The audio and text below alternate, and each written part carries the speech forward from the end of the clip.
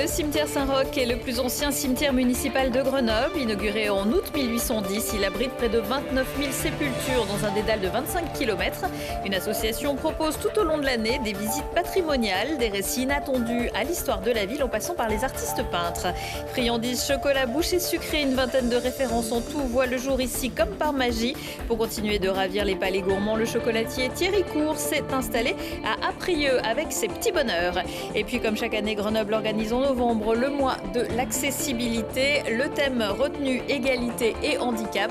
Pour en parler, Louise Bertrand-Lopez, conseiller municipal au handicap et à l'accessibilité, est l'invité du JT. Bonsoir à tous, ravi de vous retrouver dans ce JT du mardi 31 octobre 2023. Du lundi au vendredi à partir de 18h, l'essentiel de l'actualité du Grand Grenoble. Domaines, Villarbonneau, Bernin, Chapareillon, La Flachère, Rovon, Saint-Gervais et Cognins-les-Gorges. Ce sont les 8 nouvelles communes iséroises dans lesquelles les équipements hivernaux deviennent obligatoires pour les automobilistes à compter du 1er novembre et jusqu'au 31 mars. Une réglementation mise en place en 2021 par la loi Montagne 3. Mais cette année encore, il s'agit de faire preuve de pédagogie. Aucune contravention de 135 € ne viendra donc sanctionner l'absence de 4 pneus hiver, de chaînes ou de chaussettes. Dommage pour ceux qui passent leurs vacances de l'autre côté, qui devront rentrer dans quelques jours. Le col du Lautaret entre l'Isère et les Hautes-Alpes est fermé à la circulation depuis la nuit dernière. Au niveau de l'escalier à la Grave, un bloc rocheux de 30 tonnes environ s'est détaché de la falaise, cassant les 2 parapets de protection qui avaient été installés récemment, traversant la route départementale 1091 et endommageant le bas-côté avant de s'arrêter dans la Romanche. Par chance, aucune voiture ne passait à ce moment-là. Les experts qui ont survolé la zone ce mardi n'ont pour l'instant pas émis d'avis favorable pour la réouverture de la route. Une déviation a été mise en place par Lamure et Gap, soit 1 heure de route supplémentaire. Et à Grenoble, en raison des fortes pluies qui ont fait monter le niveau de l'Isère, la voie sur Berge a été fermée mardi après-midi pour une durée indéterminée. J'irai marcher autour de vos tombes. Très fréquentées aux abords de la Toussaint, les cimetières peuvent aussi devenir lieu de promenade et même de balades culturelles. Des promenades à cieux ouverts que propose à Grenoble l'association Saint-Roch. Et sous la pluie, seuls les mortels seront mouillés. C'est un reportage de Jérémy Pinard. 13 hectares, 28 000 tombes et tout autant d'histoires à raconter. L'association en charge de la mémoire du cimetière de Saint-Roch organise des visites afin de partager les légendes insolites qui parcourent les rangées de tombes. Une manière poétique de retracer l'histoire de Grenoble. Oui, ça permet de réécrire la ville de Grenoble, de la décrire d'une autre façon, de la replacer dans son contexte historique. Le cimetière a suivi l'évolution de la ville. Nous l'expliquons lors des visites guidées qui retracent l'origine du cimetière et cela permet donc de faire le lien entre l'histoire du Grenoble ancien avec le Grenoble moderne. Pour réveiller la mémoire des Dauphinois, l'association organise des visites à thème telles que l'histoire de la ville à travers les guerres, l'arrivée de Napoléon ou encore les gantiers grenoblois. L'objectif est de mettre en avant ce patrimoine. Le cimetière reste un lieu de deuil, un lieu de méditation, de prière, un lieu de recueillement. Mais il faut aussi aller un petit peu plus loin. Et c'est ce que nous essayons, on essaye d'amener notre public à ce nouveau regard, qui est le regard patrimoine. Un cimetière, c'est très beau, ça a beaucoup de choses à dire, il ne faut le voir que comme ça. Si les secrets sont enterrés avec leurs propriétaires, il arrive parfois, bien des années après, que certains refassent surface. Chaque fois que nous travaillons sur ce cimetière, il y a toujours quelque chose que nous découvrons et qui est questionnant. Et donc, une de mes prochaines visites sera justement sur l'insolite du cimetière. Nous entrons dans un cimetière comme nous ouvrons un livre d'histoire, dont toutes les pages ne sont pas encore remplies. Les prochains rendez-vous, c'est les années de guerre 1940-45 ce vendredi et une visite théâtralisée autour de Stendhal le 19 novembre. La date aurait été fixée par les Celtes 600 ans avant Jésus-Christ, mais c'est véritablement grâce aux Irlandais que l'on célèbre le 31 octobre Halloween, la présence de la nuit et des êtres démoniaques devenus dans les années 1930 aux États-Unis le trick or treat, son cortège de citrouilles, de toiles d'araignée et de porte-à-porte à la recherche de confiseries. Pas folle la guêpe, Lucille Dailly a choisi d'aller à la source, frapper à la porte de Thierry Court, le chocolatier des petits bonheurs, désormais installé à Aprieux. La Charlotte reste sur la tête, les éclairs restent dans les yeux et le succès tapisse le fond de toile. Les gâteaux, c'est fini, le pâtissier Thierry Court change de disque. Les cacahuètes roulent leur bosse, bonbons et chocolats se la coulent douce. Les confiseries jaillissent désormais par milliers de sa nouvelle usine. Le terme usine renvoie souvent à des industriels. Là, j'aime bien le terme d'atelier parce que c'est là qu'on va élaborer tous nos petits bonheurs. Et voilà, ça reste quand même très artisanal tout ça. Et toute la recette part de là, l'artisanat des sucreries industrielles. Thierry Court avait élaboré quelques produits, comme les fraises bonbons bien connues, pour colorer son activité après 20 ans d'expérience dans le chocolat et la pâtisserie. Couronné du premier titre de meilleur pâtissier professionnel sur M6, il a attiré l'attention de la capitale, les magasins parisiens ayant trouvé un potentiel dans ses créations uniques en sachet. Les petits bonheurs, c'est d'abord des matières premières de grande qualité. Le chocolat en fait partie. On enlève tous les ingrédients superflus, les conservateurs, et à la place, on met des bonnes matières premières pour avoir du goût, de la texture. Et après, on utilise colorant naturel, arôme naturel pour avoir des produits vraiment le plus sain possible. Le choix coulé de source, abandonner la pâtisserie peu rentable pour faire grandir les petits bonheurs et donc fermer l'atelier boutique de la rue de la Poste pour investir 1,5 million d'euros dans un grand laboratoire à Aprieux. Avec des machines performantes, l'artisan nourrit son ambition de diffuser ses produits dans toute la France et à l'étranger tout en gardant les pieds sur ses terres. On veut garder notre ancrage local grenoblois parce que voilà, moi je suis grenoblois pure souche et que j'ai fait mes études là et tout. Mais on veut aussi rayonner sur tout le territoire parce qu'on a les produits pour ça et qu'il n'y a pas de raison que les petits bonheurs soient réservés qu'aux Grenoblois.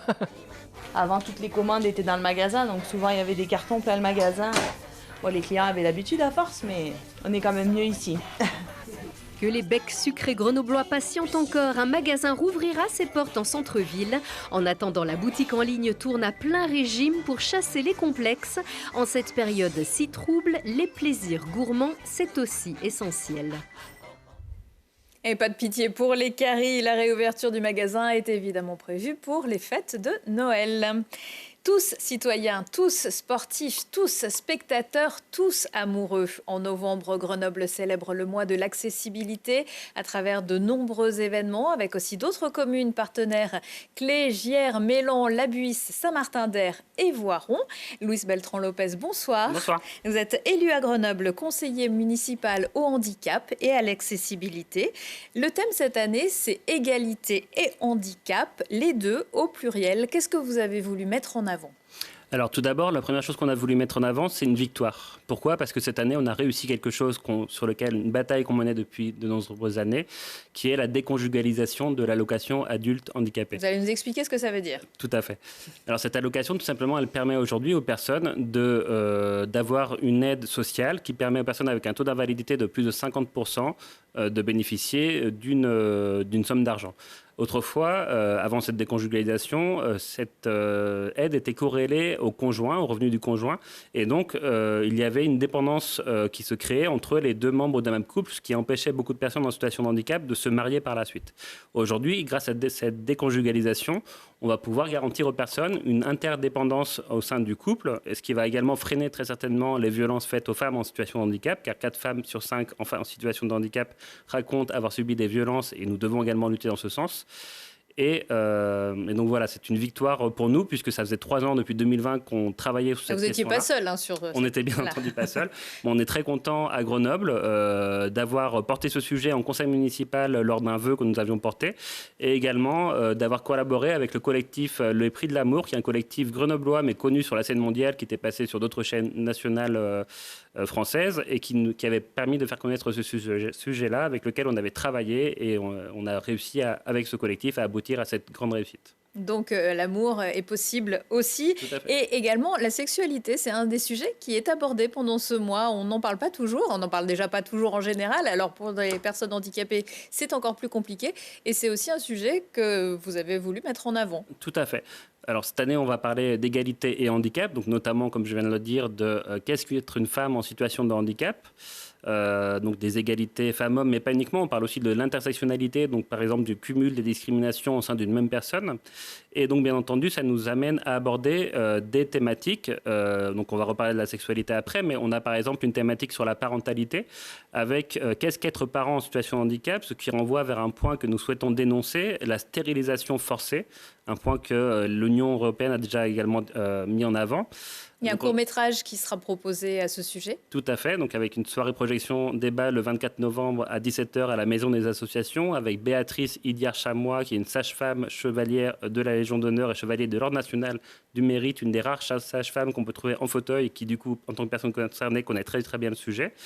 Et on va également parler des violences faites aux femmes handicapées, comme je disais avant. Donc 4 femmes sur 5 ont rapporté avoir subi des violences conjugales. Donc c'est une situation bien entendu dramatique. Et nous rappelons que c'est pour cela, donc, comme je l'ai dit avant, que nous souhaitions l'allocation adulte handicapé, qu'elle soit déconjugalisée, excusez-moi, et donc que nous souhaitons travailler sur l'importance de l'éducation à la vie sexuelle et affective, alors bien entendu pour les personnes en situation de handicap, mais pas que, ça concerne bien entendu tout le monde, et en sachant que c'est une solution recommandée pour agir contre ces violences, avec notamment la soirée « Moi si j'étais une femme », le 13 novembre à 18h à la salle Juliette Berthaud.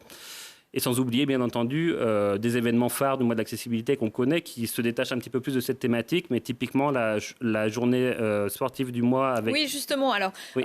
on va revenir sur le sport, mais je voulais dire un petit mot peut-être de l'exposition qu'on peut voir en ce moment à l'ancien musée de peinture, place de Verdun. C'est d'ailleurs là que le coup d'envoi du mois de l'accessibilité a été donné lundi soir. Vous pouvez nous en dire quelques mots ? Oui, tout à fait. Hier soir, on était avec 2 associations, avec Sésame Autisme et avec Envol Autisme Isère. On a fait l'inauguration du mois de l'accessibilité avec à peu près 300 personnes qui étaient sur place. Et on a fait le vernissage également d'une exposition, une exposition particulière, puisque bien entendu, c'était des jeunes autistes qui ont créé les œuvres. Donc une exposition uniquement consacrée à des œuvres faites par des personnes autistes. Et donc du coup c'était très satisfaisant de lancer ce mois avec beaucoup de public et avec également cette exposition qui est vraiment mérite la peine d'être visitée. Alors, il y aura aussi, vous le disiez, une journée consacrée au sport, aux pratiques sportives, même quand on est en situation de handicap, surtout, je dirais même, si on est en situation de handicap. Tout à fait, en fait, il ne faut pas l'oublier, Grenoble est une terre de sport, une terre également de vélo. On a à Grenoble un sportif qui s'appelle Florent Joanny, qui est triple champion paralympique de handibike, donc de vélo avec les mains. Et donc nous avons cette journée le 18 novembre après-midi au gymnase Jean-Philippe Motte de la Villeneuve avec du handisport, beaucoup de clubs d'handisport qui programment avec nous cette journée et du sport adapté bien entendu, en attendant la prochaine édition qui aura un fort lien avec les Jeux Olympiques et Paralympiques puisqu'elle sera également bien entendu sur le sport. Alors, il y a énormément de choses dans le programme. Il y a aussi, par exemple, une soirée rencontre ciné-montagne avec des films en version sous-titrée. Mais avant ça, même pour poursuivre un petit peu, un mois, c'est bien, mais changer le regard, ça suffit pas, un mois. Ah, bien entendu. Il y a encore plein de choses à faire, à Grenoble notamment. Bien entendu, là, cette fois-ci, c'est la 15e édition du mois de l'accessibilité. Il faut rappeler que c'est un festival grenoblois qui est né à Grenoble. Et parfois, les personnes en ont tellement entendu parler qu'on a l'impression depuis Grenoble que c'est un festival national et pas uniquement grenoblois. Bien entendu, on participe également avec d'autres villes avec lesquelles on réussit à collaborer. Mais il faut aller plus loin. Oui, il faut aller bien entendu beaucoup plus loin. Et en fait, pourquoi je m'y perds, c'est parce que bien entendu, c'est mon quotidien en tant qu'élu au handicap. C'est-à-dire qu'on mène cette bataille au jour le jour. Il y a le mois d'accessibilité dans lequel on met un focus sur cette question-là. Mais moi, cette année, par exemple, je suis allé aussi bien à l'Élysée pour prendre la parole sur la question pendant la conférence nationale du handicap du 26 avril dernier, pour pousser sur notamment les questions d'accessibilité verticale, les questions d'ascenseur, des questions qui sont assez importantes au sein de la métropole et pas uniquement. Et puis, je suis également, par exemple, allé à l'ONU à Genève le 7 mars dernier pour prendre la parole sur la question des réfugiés en situation de handicap, les réfugiés ukrainiens. Et bien entendu qu'on est aussi, quand on parle de regard, on parle en fait des situations préoccupantes. On parle de discrimination, de validisme, mais pas uniquement. Et en ce moment, on est très préoccupé, bien entendu, par ce qui se passe au Proche-Orient. Évidemment. Merci beaucoup Louise Beltran-Lopez et je rappelle que donc tout le programme du mois de l'accessibilité est à retrouver sur le site de la ville, grenoble.fr. Retour de l'actu dans 1 heure et en replay sur télégrenoble.net. Comme c'est le dernier jour d'Octobre Rose, le mois de sensibilisation au cancer du sein, on se quitte avec ces images de femmes atteintes de cancer qui se sont jetées dans le vide grâce à une association. C'était à l'aéroport Saint-Joire. Excellente soirée à tous.